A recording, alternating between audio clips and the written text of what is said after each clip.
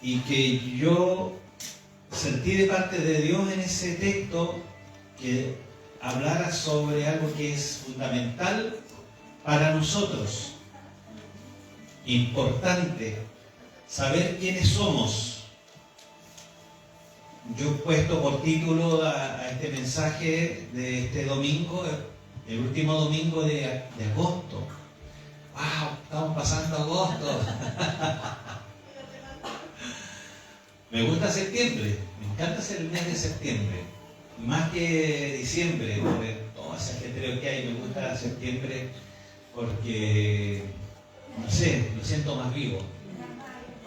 Hay muchas cosas que compartir en septiembre. ¿Cómo están los pastores? ¿Están buenos? Muy bien. Le he puesto por título a este mensaje: ¿cuál es tu identidad? Entonces, yo quiero hacer algunas preguntas en realidad.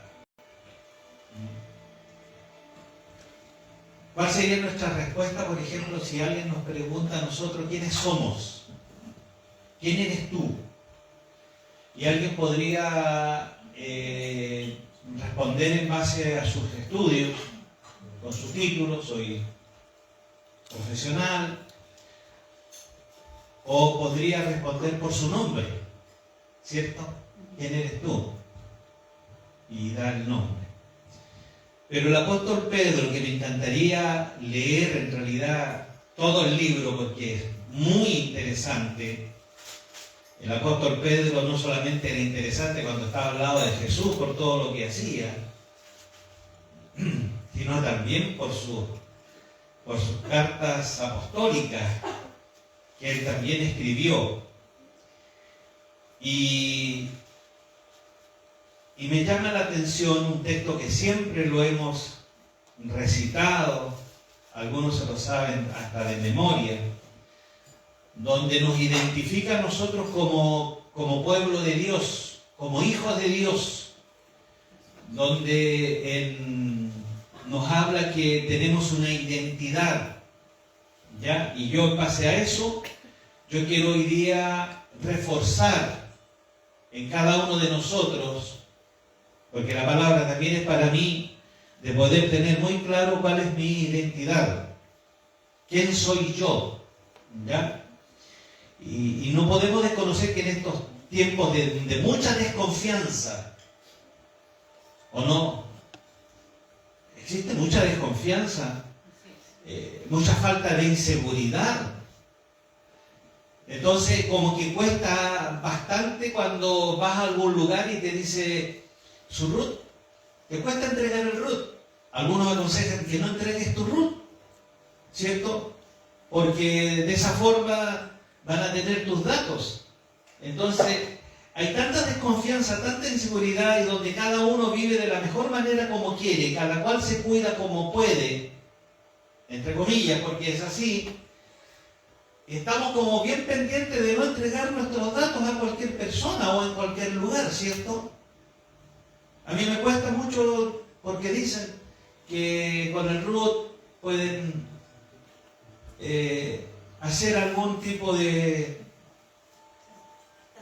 acto que te pueda perjudicar. O si alguien en la calle te pregunta tu dirección, o alguien está vendiendo algo a través de internet y te preguntan: ¿y dónde entrega usted? Porque la gente está acostumbrada a entregar en ciertos lugares, puntos que no son sus domicilios, ¿cierto? ¿Por qué? Porque tienen la desconfianza que su privacidad pueda ser vulnerada, ¿o no? ¿O soy yo no hay que me paso el rollo? Yo creo que sí. Entonces hay una inseguridad tan grande de pasar nuestros datos, nombre, RUT, cédula de identidad, porque se puede ver comprometida nuestra identidad civil. Van a saber quién eres tú, dónde vives, a través del RUT. Es como las aplicaciones que hay hoy día para determinar quién es el dueño, si ha habido más dueños de un vehículo que está en venta. Meten solamente el número de la patente y saben, ¿cierto? Hay unas aplicaciones donde saben si ese vehículo está en regla o no. Entonces, ante este cúmulo de desconfianza que hay, de inseguridad, tenemos nosotros el temor de que al entregar estos datos sea vulnerada nuestra identidad civil. Y lo hacemos con temor. Si hay un temor, bien infundado o no, pero hay un temor. Incluso tenemos temor de que nuestros teléfonos sean hackeados. Por ahí he recibido mensajes yo donde han hackeado el WhatsApp y me han llegado peticiones de dinero, supuestamente de la persona, pero no es la persona porque alguien robó el número, no sé cómo lo harán, pero tienen todo el tiempo del mundo en los módulos para hacerlo, porque ahí están ellos trabajando. Y hay miedo, ¿por qué? Porque si el problema de hackear tu teléfono, pueden conocer tus contraseñas, ¿ya?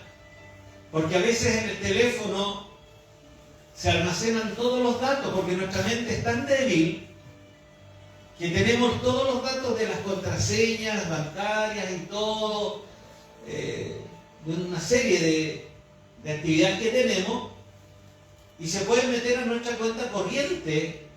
Entonces ya aquí hay otro segmento, que no es el que te puede vulnerar tu identidad civil, sino tu identidad financiera. No sé si se está entendiendo.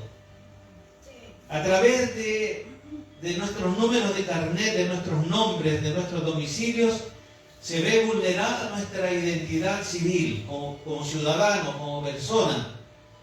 Y en la práctica también puede suceder también lo mismo. Si es hackeado nuestro teléfono, nos roban nuestras contraseñas y se meten a nuestra cuenta, porque ahí también pueden robar nuestra identidad financiera. Y nos pueden hacer mucho daño, y bastante daño que pueden hacer, ¿no? Y no nos podemos hacer también los desentendidos que hay otra crisis también de identidad, que es la identidad de género. O sea, tenemos una identidad civil, tenemos una identidad financiera y también tenemos una identidad de género. ¿Eres hombre o eres mujer? Y hay una crisis ahí porque hay personas que no saben quiénes son. Y no solamente tratándose de hombre o de mujer. Entonces hay una gran crisis de identidad de género en esta sociedad, donde muchos no saben realmente quiénes son, porque ellos pueden decir ser algo, pero lo físico y ante la ciencia no lo son. Por lo tanto, se genera una crisis de identidad. Entonces nosotros como cristianos también tenemos una identidad. Somos hijos de Dios. ¿Amén? ¿Cuántos hijos hay hijas de Dios hay? ¿Amén? Qué bueno que haya esa convicción. Entonces, como hijo de Dios, si tú estás convencido que eres hijo de Dios, tu identidad no la puedes perder. No puedes estar confundido con tu identidad, porque tú eres hijo de Dios aquí en la quebrada del Ají, en todo lugar. Entonces me hace mucho sentido lo que dice el apóstol Pedro en esta carta apostólica de capítulo 2, verso... Mire, voy a leer un poquito antes del verso 4 del capítulo 2 de Primera de Pedro, el primer libro de Pedro. Ahí él habla de primero, si nos fuéramos incluso un poquito más atrás, él hace un llamado a vivir una vida en santidad. Ser santos porque, bueno, nuestro Padre es santo y nos recomienda que hay que ceñir los lomos de nuestro entendimiento, que tenemos que ser en esta vida sobrios. ¿Usted sabe lo que es ser sobrio? ¿Cierto? Y tenemos que esperar por completa la gracia que nos va a traer el Señor Jesús en ese día que sea manifestado de nuevo. Entonces nos aconseja mucho el apóstol Pedro que seamos obedientes, que no escatimemos el poder amarnos los unos a los otros, que no nos conformemos a los deseos de la carne, del mundo. Hay una serie de situaciones que Pedro lo dice y termina en esos versos diciendo, o no termina, sino que recalca, dice, porque escrito está, ¿dónde está escrito? En la palabra. Escrito está, sé santo, porque yo soy santo, dice el Señor. Amén. Entonces, más abajo él da a conocer que nosotros somos un pueblo del Señor y que de alguna manera la gloria del hombre se corrompe, que es como la flor de la mañana que amanece y está muy bonita y ya por la tarde ya desaparece. Mas el eterno es eterno y la palabra de Dios es eterna. Todo podrá pasar, pero la palabra siempre va a permanecer. Entonces, voy a leer el verso 4 del capítulo 2, donde dice, acercándonos a Él, piedra viva, acercaos, piedra viva, desechada ciertamente por los hombres, mas para Dios escogida y preciosa. Vosotros también, él está hablando de Jesucristo, desechada, ¿cierto? Pero valiosa para el Padre. Pero también nosotros, dice, y vosotros también como piedras vivas, sed edificados como casa espiritual y sacerdocio santo.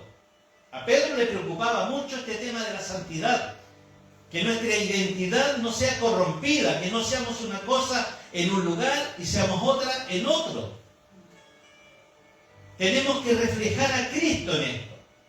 Ser santos, dice él, para ofrecer sacrificios espirituales. Ya no tenemos que matar al corderito, ya no tenemos que traer la ofrenda de un animalito vivo para sacrificarlo, para que haya perdón de mi pecado, que era lo que se hacía en los tiempos del tabernáculo, ¿cierto? De las ofrendas, de los sacrificios.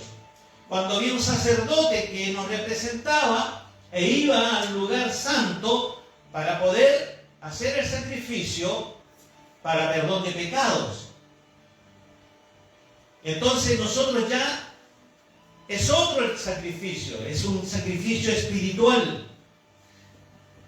Para ofrecer sacrificios espirituales aceptables a Dios por medio, siempre, por medio de Jesucristo. Por lo cual también contiene la Escritura. Esto es lo que dice.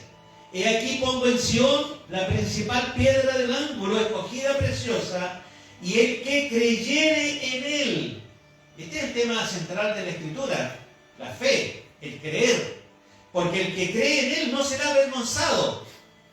Porque el que cree en él no va a actuar como actúa el mundo. Por lo tanto, no va a sentir vergüenza de un comportamiento que no corresponde. No sé si estoy canalizando bien, pero es así. Dice, y el que creyere en él no será avergonzado. Para vosotros, pues, los que creéis, él es precioso. Pero para los que no creen, la piedra que los edificadores desecharon ha venido a ser la cabeza del ángulo y piedra de tropiezo. Esto es para los que no creen. Porque para el que no cree, la figura de Cristo es un obstáculo, es una piedra que ha puesto en tu camino para que tú no puedas actuar conforme a las concupiscencias de tu carne, a los deseos de tus ojos, a la vanagloria de la vida. Ahí está la piedra que te dice, no, pues, tú no puedes. Tú eres hijo. Por eso no pierdas tu identidad. No prostituyas tu identidad, no la tires a la basura. Ten claro quién eres en Cristo, una hija o un hijo de Dios. No eres cualquier cosa. Porque tropiezan, dice la palabra.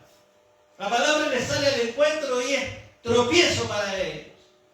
Tropiezan en la palabra siendo desobedientes, a lo cual fueron también destinados.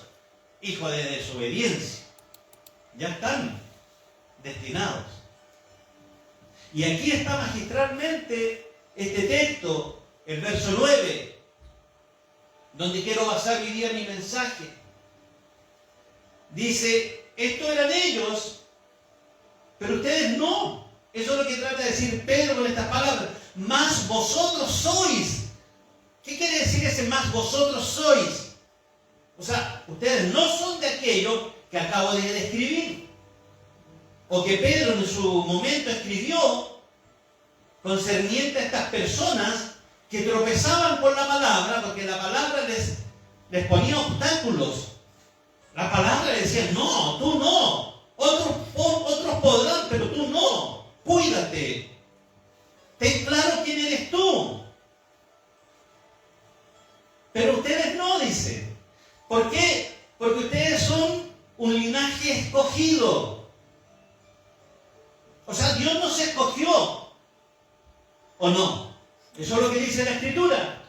Somos real sacerdocio. Voy a explicar todo lo que significa todo esto. Real sacerdocio. Somos una nación santa.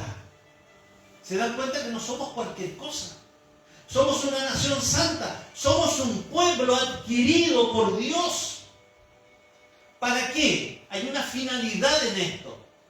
Para que podamos anunciar todo esto que lo que nos acontece de aquella persona que nos sacó de las tinieblas a su luz admirable.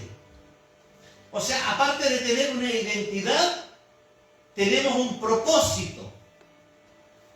Yo no sé si lo notan que es así. Claro, aquí, en estas palabras del verso 9, nos deja muy en claro que hay una identidad en nosotros, pero finalmente dice, pero también, una vez que tengas claro quién eres tú, un hijo de Dios, una nueva criatura, tienes algo que hacer. Y es anunciar las virtudes, hablar de aquello. Y a veces no necesitas ni siquiera predicar, porque con tus hechos estás demostrando si eres hijo o no eres hijo, o eres hija o no eres hija. Porque los hechos a veces hablan más que 1000 palabras. No sé si eso está aquí en la Escritura, me parece que no. Pero es así, ¿no? El testimonio, la evidencia. Yo sé que esto es un proceso, pero no podemos volver a tropezar con la misma piedra. Es un proceso hasta que el día sea perfecto, es como la aurora que va de aumento en aumento. Pero no puedo avanzar un paso y retroceder 3. Tengo que seguir avanzando. Entonces, en estos versículos, queridos hermanos, de esta carta apostólica de Pedro, nos deja claro, muy clarito, nuestra identidad como hijos de Dios, nuestra identidad como cristianos, y al final el propósito que tiene Dios para nosotros a través de esa identidad. Porque no puedo yo hablar algo y con mi actuar estoy desechando lo que estoy hablando. Porque puedo hablar muy bonito del Señor, de lo que Dios hace, del propósito de Dios, pero con mis hechos estoy derrumbando lo que puedo edificar con esto otro. Entonces, tenemos una identidad y tenemos un propósito, y ambas están entrelazadas. Ambas están entrelazadas y se van complementando mutuamente. Tengo identidad, entonces entiendo. Si soy una nación santa, tengo que actuar como tal. Si soy un hijo, una hija escogida, tengo un propósito. Si fui sacado de las tinieblas a la luz, tengo que hacer esto. ¿Me entiendes? Son manejadas a la par. La identidad y el propósito de Dios en nosotros. Pero al igual que hoy día, lamentablemente, al igual que hoy día en la antigüedad, y la Biblia no lo esconde, porque usted sabe que la Biblia no tapa nada que haya hecho un hijo, una hija, un rey, un sacerdote, un profeta, no tapa aquello que no correspondía. Y también había hombres que no tenían muy clara su identidad. En aquel entonces, hoy día también pasa. Gente hoy día que no tiene idea de quiénes son, aunque asistan a una iglesia, aunque oren al Señor, aunque lean de vez en cuando un par de versículos, pero no tienen clara su identidad en Cristo, de quienes son. Y en aquel entonces también había problemas de hombres que no tenían clara la identidad. Por eso es que no comprendían al final el propósito a lo cual Dios les estaba llamando. Y se le puede venir a la mente Moisés, ¿cierto? Que fue escogido, pero desde el vientre de su madre. Toda la historia de Moisés demuestra que aquí había un propósito de Dios que iba finalmente a usarlo para sacar a su pueblo de la esclavitud, ¿o no? Mire lo que dice Éxodo capítulo 3, versos 10 y 11. Con respecto a Moisés. Jehová le dice, ven por tanto,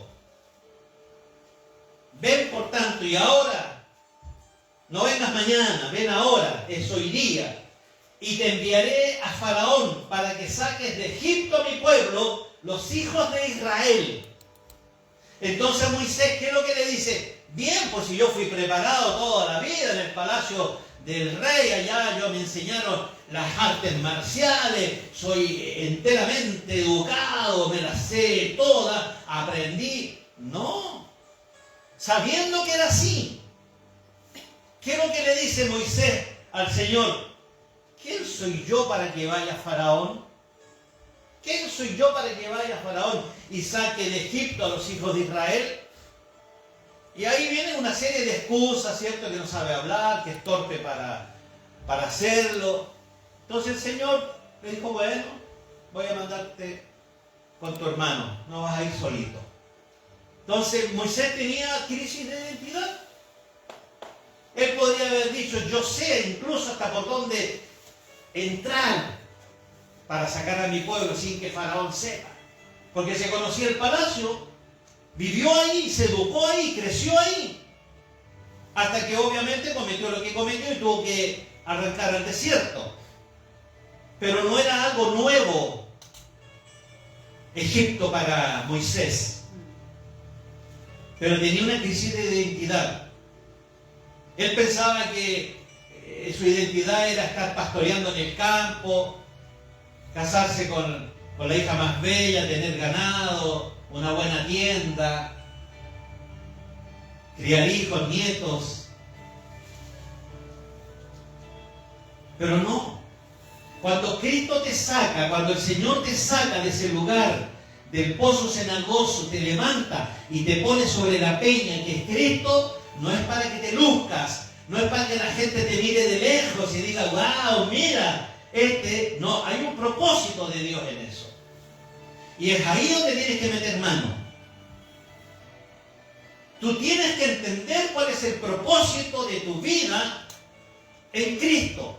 ¿Para qué fui rescatado? ¿Para qué estoy acá escuchando a este pastor, congregándome con una cantidad de hermanos? ¿Cuál es mi propósito en esto? Si no lo tienes claro, estás a 30 centímetros de la rodilla al suelo para pedir al Señor luz en esto. Y Él se va a encargar de mostrar.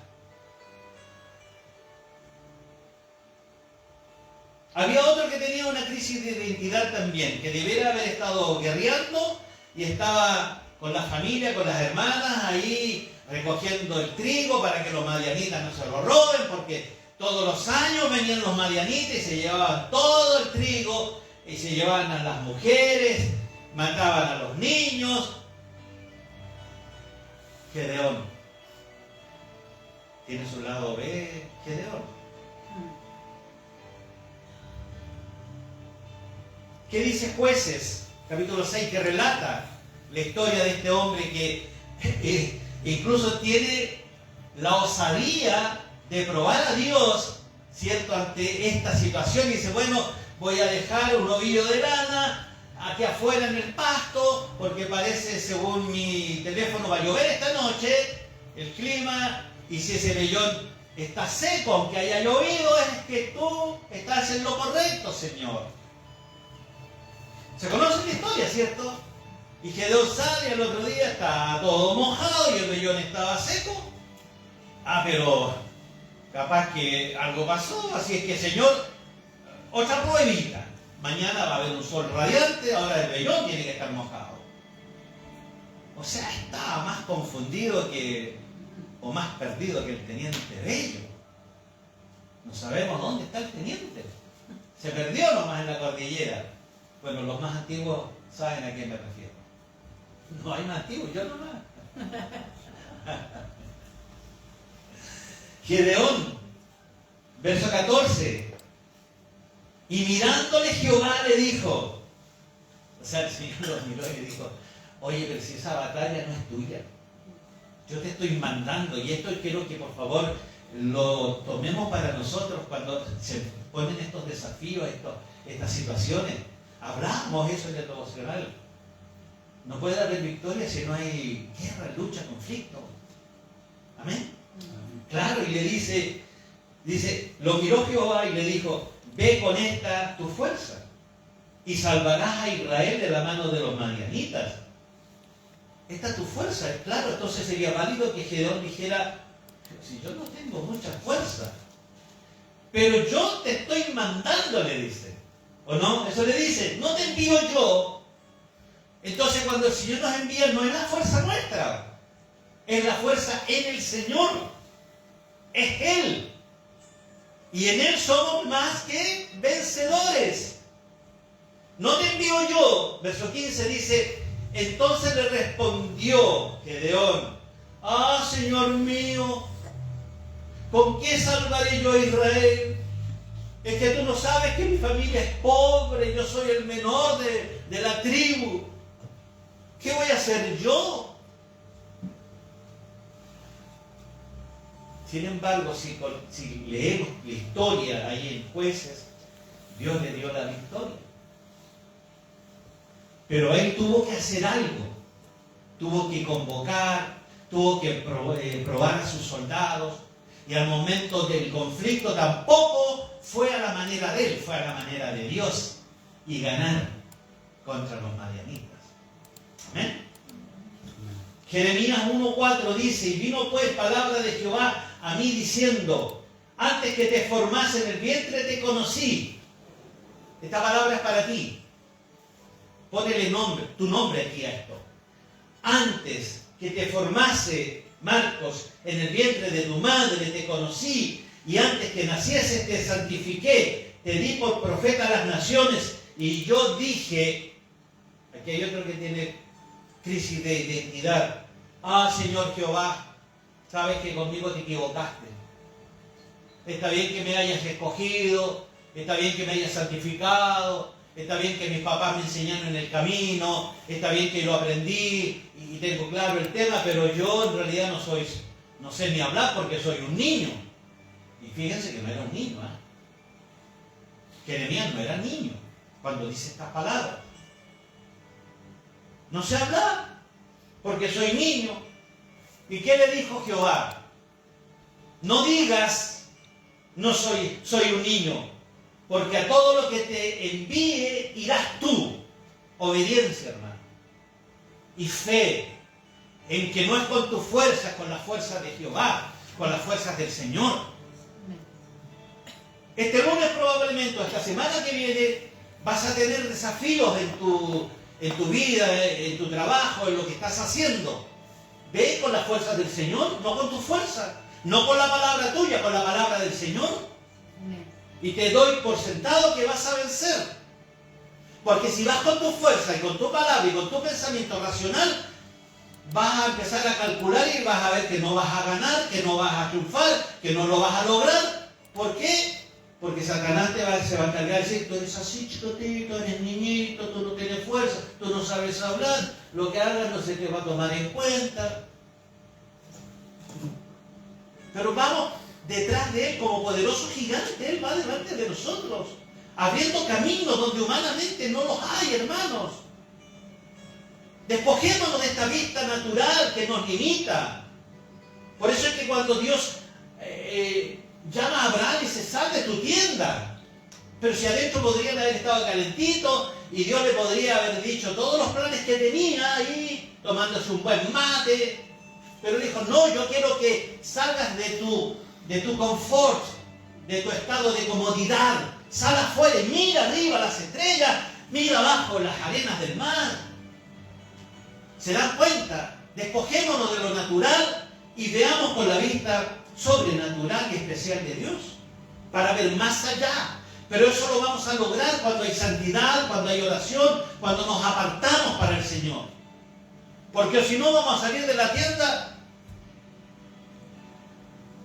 y va a parecer todo igual. Mejor me entro aquí, está más calentito, antes que se me apague el fuego. ¿Por qué? Porque actuamos de manera natural. Y Dios se mueve en el plan eterno. Es diferente. No digas soy un niño, porque a todo lo que te envíe irás tú y dirás todo lo que te mande. O sea, no es lo que tú quieras hacer, es lo que yo, dijo el Señor, tienes que hacer. 8. Tómalo para ti esta mañana. No temas delante de ellos, porque contigo estoy para librarte, dice Jehová. Esto me decía un amén. Yo pensé que todos iban a decir a un coro, amén. Amén.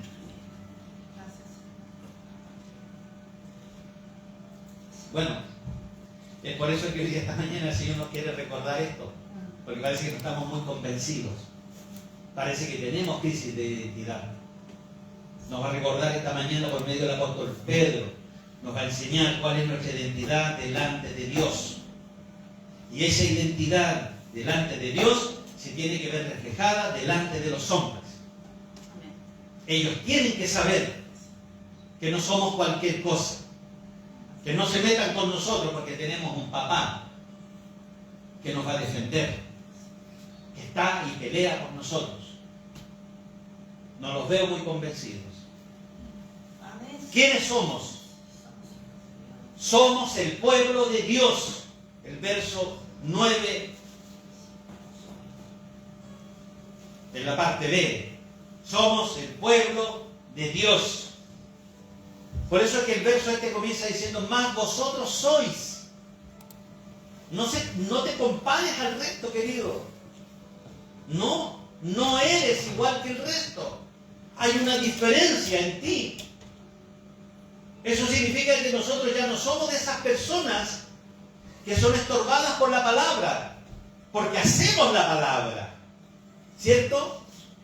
No nos estorba la palabra. Cuando la palabra me dice que ningún fornicario, ningún adúltero entrará en el reino de los cielos, esa palabra me podría haber estorbado antes, mas hoy día no me debe de estorbar, porque no soy fornicario, no soy adúltero, porque sé quién soy en Dios, cuál es mi identidad. Alguien podrá quedarse con mi identidad trazada. Satanás te va a recordar tu pasado, pero cuando Satanás te recuerde tu pasado, tú recuerdas que él no tiene ni siquiera un futuro. ¿Amén o no? Amén. Amén. Amén. Entonces, no somos de los que desechan la palabra, somos los que tomamos la palabra, nos apropiamos de la palabra y hacemos la palabra y demostramos que somos pueblo de Dios, que hemos recibido al Señor Jesús como nuestro Salvador, pero también como Señor. Eso es importante. No solamente nos salvó de las tinieblas y nos trajo su luz, sino que también es nuestro Señor. O sea, ya no nos mandamos solos. Y lo hemos leído o escuchado en estos versos. Yo diré lo que tienes que hacer. Yo te diré lo que tienes que hablar. Y si allá no tienes que ir, yo te lo diré. ¿Y cómo te lo diré? Porque mi Espíritu Santo que está en ti, porque yo te sellé como mi hijo, te va a dar testimonio que ahí no puedes ir. Ahora, si tú vas de igual manera, preocúpate. Algo no está funcionando bien. Por eso esto es fe, hermano, y la fe se tiene que recibir como un niño, sin cuestionar, sin dudar.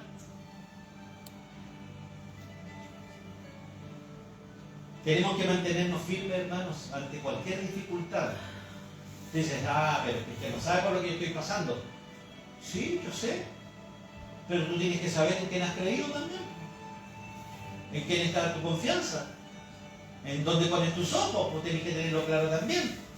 Entonces la dificultad no te debe de atemorizar. O en lo que creo que lo pasó con los discípulos que iban en la barca, el Señor estaba durmiendo, no estaba preocupado por las olas. Porque esto tiene que llegar, hermano. El barco se te tiene que mover, el barco se te tiene que crujir y parece que se te va a partir. Pero ahí llega en el momento oportuno, y se levanta y dice, por favor, ¿dónde está tu fe? ¿No ves que estoy aquí contigo? Viento, detente. Listo, pasó. Ay, me suena como a milagro, me suena como algo... no, es la verdad. Y muchos dan testimonios como Dios ha calmado esa tempestad en medio de tu dificultad. ¿Por qué? Porque has creído, porque has puesto tu confianza en el Señor. Entonces tenemos que reconocer que somos parte de la familia de Dios, parte del pueblo que tiene un Dios verdadero y que cumple sus promesas.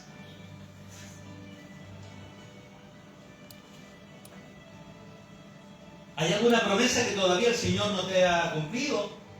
Bueno, pacientemente esperé. Así te enseña David. Paciencia. Todo tiene un término, todo se va a cumplir. Como dicen, incluso toda deuda, no hay deuda que no se pague. O sea, todo se va a cumplir, hermano. Todo llega, es como cuando comenzaste a pagar la primera cuota de tu auto. ¡Wow! Me quedan 3 cuotas. ¡Wow! Pagué todo. Gracias, Señor. Pero cuando comenzaste te parecía que era largo el proceso. O de tu enfermedad, o de tu situación académica. Estás comenzando a estudiar, se te viene por delante mucho tiempo. Pero hemos recibido testimonio de gente que aquí no está hoy día, pero que han testimoniado que han vuelto a estudiar y aunque parecían largos los años, cumplieron, recibieron sus títulos, se graduaron. Entonces tenemos que tener fe y cumplir el propósito de Dios. Si no es mi propósito, hermanos, es el propósito de Dios. Tengo que tener claro qué es lo que quiere Dios de mí. No estés confundido. Amén. ¿Sabes qué? Para los que saben esto y creen esto, hay una bienaventuranza en el Salmo 144, verso 15. Dice, bienaventurado el pueblo que tiene esto. Bienaventurado el pueblo cuyo Dios es Jehová. Somos bienaventurados, hermanos. Dichosos. No todos podrían decir lo mismo. Entonces, ¿quiénes somos? Somos una nación, somos un linaje escogido. ¿Sabe usted lo que es un linaje? Mateo habla, no se lo voy a leer, pero si usted quiere saber de dónde viene Jesús, humanamente hablando, se va a dar cuenta del linaje. Mateo dice que este engendró a este otro al otro, el otro al otro, el otro al otro, hasta que llega finalmente a Jesús. Porque Mateo, el evangelista, escribió ese libro a los judíos. Y los judíos no aceptan a ninguno que no sea del linaje. Si no eres judío, estamos fregados. Entonces tenía Mateo que comprobar que Jesús venía del linaje. ¿Se entiende? Y nosotros fuimos escogidos para pertenecer a ese linaje, por el autor de la vida.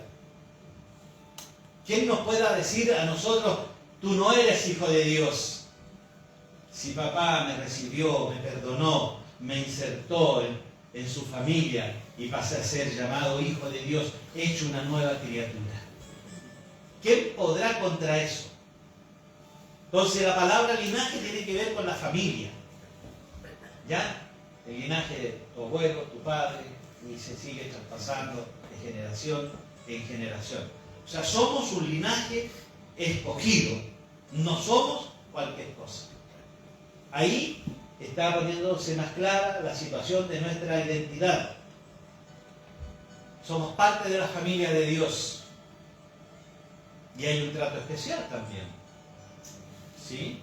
Incluso la palabra dice que cuando podamos hacer el bien a los demás, hagámoslo, pero mayormente dice a la familia de la fe. ¿Y qué tan verdadera es esa palabra? Oye, porque a veces nuestra propia familia de sangre no paga como paga bien la familia de la fe, con su fidelidad, con el amor expresado. Somos un linaje escogido. Entonces, ante esto, tenemos que tener seguridad de nuestra identidad. Y no solamente seguridad de quienes somos, sino seguridad en cualquier tipo de dificultad. Porque somos hijos del Rey. ¿O no? Somos hijos del Rey, del linaje de Dios.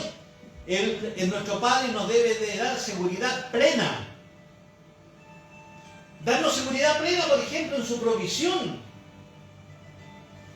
No orar por orar, orar con sentido. Mire, Mateo 6, verso 7, donde está todo este tema de las bienaventuranzas, del sermón del monte. Y con respecto a la oración, el Señor dice, y orando no uséis vanas repeticiones como hacen los gentiles. Ellos repiten y repiten y repiten y repiten, pero no tiene sentido su oración porque son vanas. Ellos piensan que por su elocuencia, por su palabrería, ¿cierto? Van a ser oídos. No hagas eso, dice. ¿Por qué? Porque vuestro Padre que está en los cielos sabe de lo que tienes necesidad. Si Él sabe, por lo tanto no lo andes gritando y vociferando a toda voz. Solamente clama a Él. Él es tu papá y te va a escuchar. Tenemos que tener clara la seguridad también en su protección. El mismo Pedro, en el capítulo 5 de Primera de Pedro, verso 7, dice que tenemos que echar toda nuestra ansiedad sobre Él, sobre Jesús, sobre el Padre. ¿Por qué? Porque Él tiene cuidado de nosotros. Jesús mismo se encargó de enseñar, dando por ejemplo a los pajaritos, a las flores, que si Él cuida de aquello que es parte de su creación, pero nosotros somos sus hijos, ¿cuánto más hará con nosotros? Él va a hacer con nosotros y es por nosotros. Amén. Seguridad de que nuestro Padre Celestial pelea por nosotros, que nos defiende. Él nos va a defender siempre. Zacarías escribió en el verso 8 del capítulo 2, porque así ha dicho Jehová de los ejércitos, tras la gloria me enviará Él a las naciones que os despojaron, porque el que os toca, toca a la niña de sus ojos. O sea, en otras palabras, no te metas conmigo, porque yo soy la niña de los ojos de Dios. Y cuidamos nuestros ojitos, ¿cuánto más lo hará Él? Cuidando a cada uno de nosotros, que somos la niña de su ojo. Aunque quizás no ha sido siempre así, probablemente puede haber en medio nuestro alguien que tenga dolor en su corazón porque su papá fue un papá ausente, porque su papá no lo escuchó, no la escuchó, porque su papá no salió nunca en su defensa, porque su papá fue indiferente, porque tu papá nunca te dio el amor de un padre. Puede haber un dolor así. Y sin duda, eso te puede haber dañado. Y mucho quizás, no lo sé. Pero la noticia buena que te puedo dar en este momento es que tú eres hija del Rey de Reyes hoy día. Que tú perteneces a un linaje escogido. Que eres la niña de sus ojos. Que no eres cualquier cosa. Él siempre va a estar presente. Aunque tu padre te haya dejado, tu madre te haya desamparado, con todo el Señor te va a recoger y te va a sostener. Amén. Amén. Amén, si es así. Y somos también real sacerdocio, hermanos. Porque en la antigüedad un rey y un sacerdote no podían realizar la misma tarea. El rey estaba para reinar y el sacerdote para cumplir los trabajos sacerdotales. Pero hoy día tenemos un libre acceso al trono de la gracia. No necesitamos al sacerdote para que lleve nuestra ofrenda delante de nuestro rey. Somos reyes y sacerdotes. Tenemos que acudir al lugar santo, al lugar santísimo. ¿Tenemos acceso directo al trono de Dios? ¿O necesita todavía un intermediario? ¿Rogarle a una figura de yeso o de metal? No. Tenemos acceso directo al Padre a través del sacrificio que hizo Cristo. Porque no hay otro mediador delante de los hombres y de Dios que Jesús, el Hijo de Dios. Amén. Así es. Él nos abrió un camino nuevo, un camino vivo, para que tengamos acceso directo a nuestro Dios. Eso lo dice el libro de Hebreos, Hebreos capítulo 10. Hebreos 10, 19. De nuevo, reitero, tome esta palabra para usted, porque es para nosotros.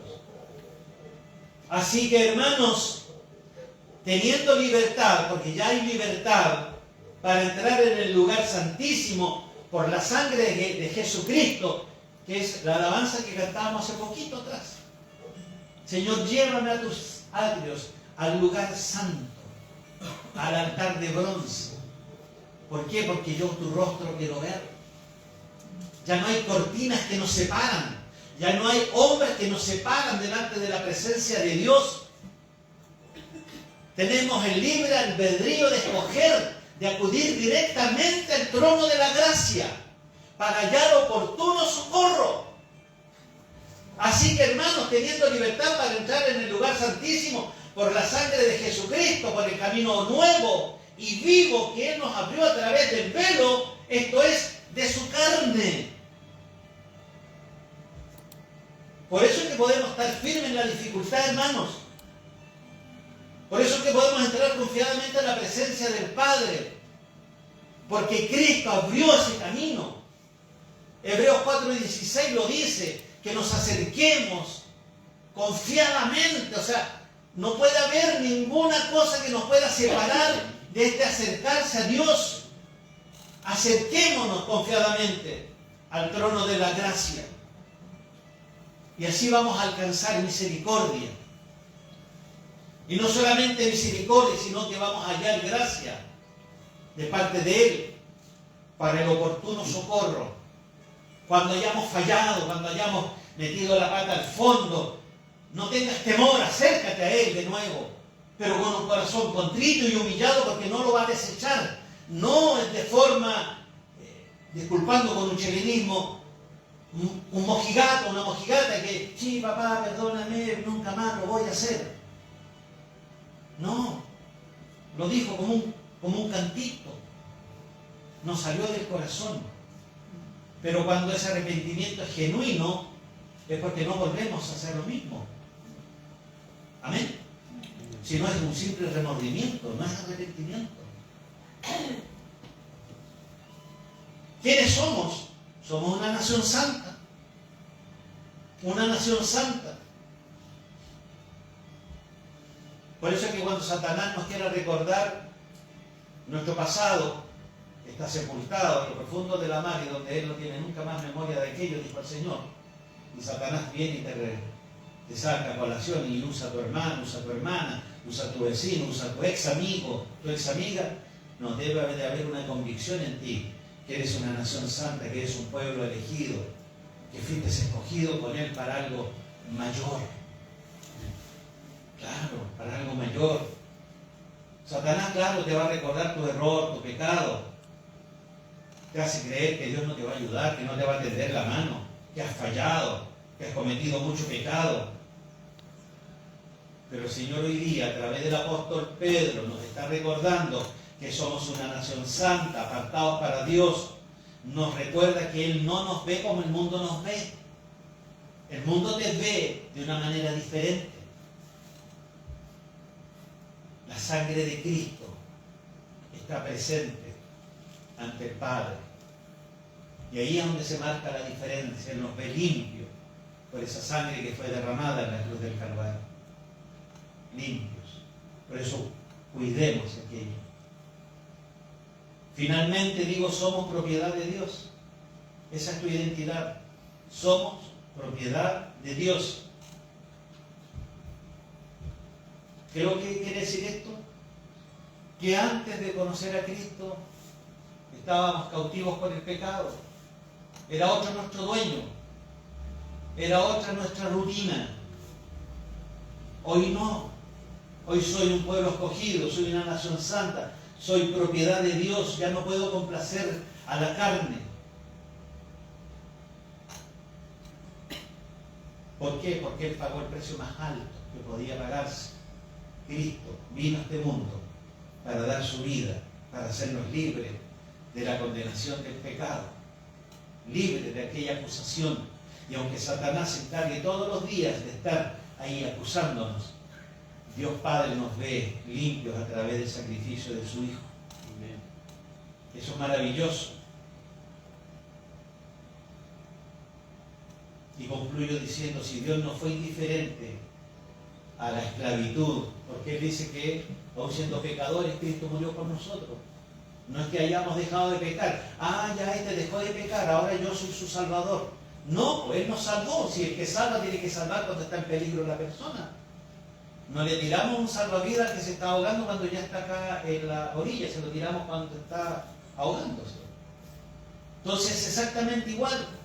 Y si Dios no fue indiferente a eso, que éramos pecadores, nos rescató.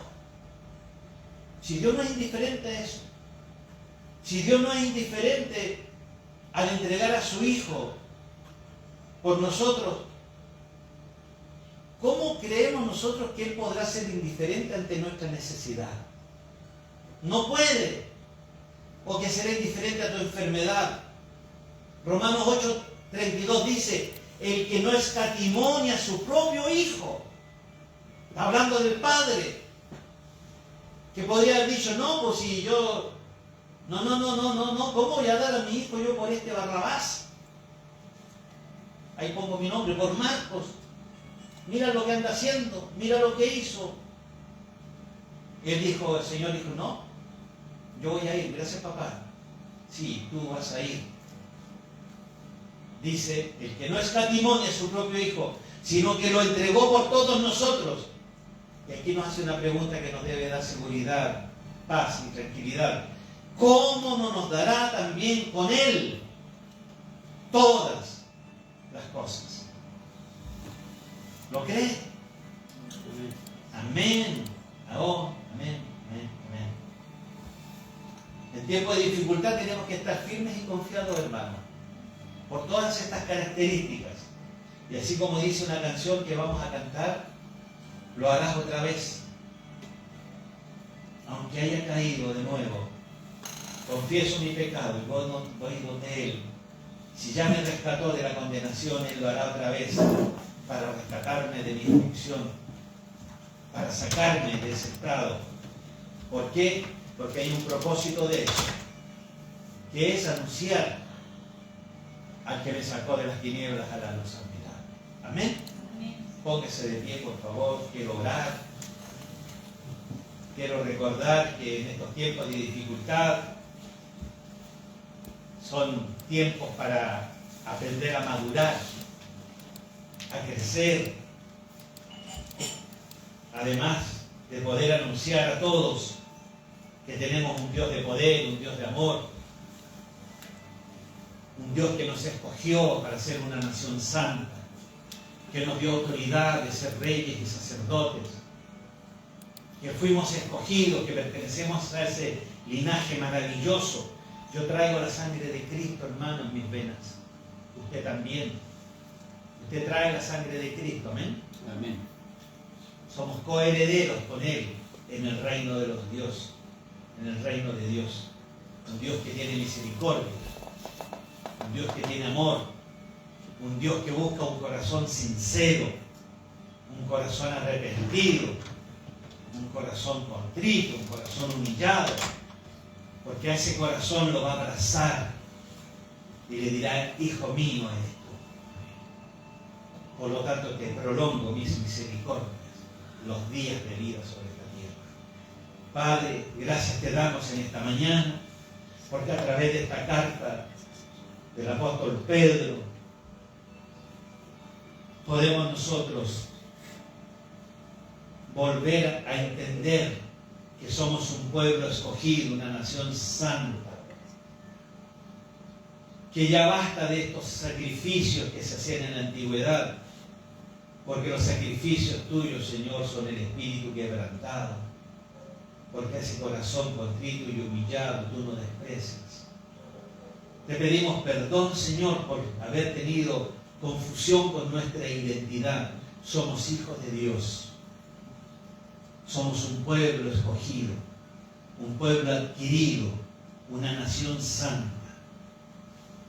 Ayúdanos, Señor, para cumplir el propósito de anunciar las características, las virtudes que ha realizado nuestro Señor en nuestras vidas, para que otros que también lleguen al conocimiento pleno de la palabra y sean libres de la esclavitud del pecado, que podamos ser portadores de este mensaje de salvación. Amén.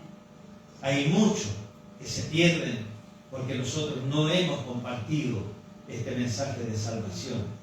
Ayúdanos para hacerlo, Padre amado, en medio de una sociedad que tiene crisis de identidad, que puedan ellos también ser parte de la familia de la fe, ser parte de la familia de Dios. Te lo pedimos, Señor, y que tu Espíritu Santo nos ayude a realizarlo. Y rogamos que podamos tener la oportunidad, Señor, para poderlo hacer. Gracias, Padre, por esta tu palabra. Gracias por escogernos. Gracias porque nos iluminaste del camino donde estábamos perdidos. Nos rescataste de esas tinieblas. Nos trajiste a tu luz, Señor. Y hoy día, Señor, testificamos de Dios, porque Él ha transformado nuestras vidas, porque Él nos ha hecho nuevas criaturas. Gracias por ese proceso, Señor, que todavía estamos viviendo. Gracias porque tu Espíritu nos ayuda, nos da el ánimo, la fuerza, la valentía, el coraje de poder seguir adelante a pesar de nuestras imperfecciones, Señor. Rogamos para que se cumpla tu palabra en nosotros. En el nombre de Jesús, nuestro Señor y suficiente Salvador. Amén.